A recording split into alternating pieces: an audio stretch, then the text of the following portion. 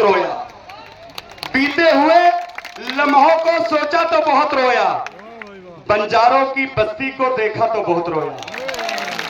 बीते हुए लम्हों को देखा तो बहुत रोया, बंजारों की बस्ती को देखा तो बहुत रोया। जो जंग के मैदान को एक खेल समझता था, 1872 में और 1947 में जो कुर्बानी ये घुमंतु समाज ने दी है, जन्मजात अपराध जो कानून था किस पे लगाया गया साहब?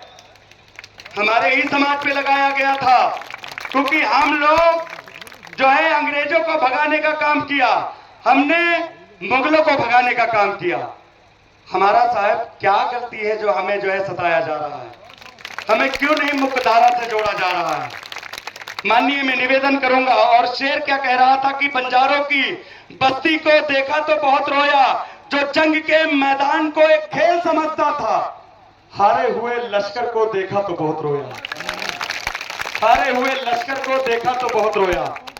और जो देख के हंसता था हम जैसे बंजारों को, जो देख के हंसता था हम जैसे बंजारों को, शोहरत की बुलंदी से उतरा तो बहुत रोया, शोहरत की बुलंदी से उतरा तो बहुत रोया। और ठहरा था जहां आकर एक कबीला बंजारों का।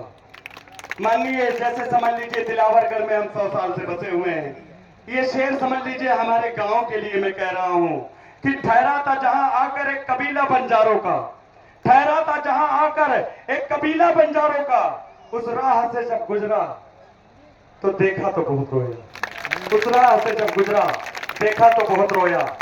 मैं चाहूंगा आगे का संचालन, क्योंकि बहुत अच्छा संचालन करते हैं माननीय रविंदर साहब, तो मैं चाहूंगा वही संभालें, क्योंकि हम बीच बीच में आप लोगों के बीच हमारे समाज की पीड़ा, जो सही पीड़ा है, मैं आप लोगों के सामने बताता रहूंगा, क्योंकि माननीय मंत्री जी समाज कल्याण मंत्री हैं।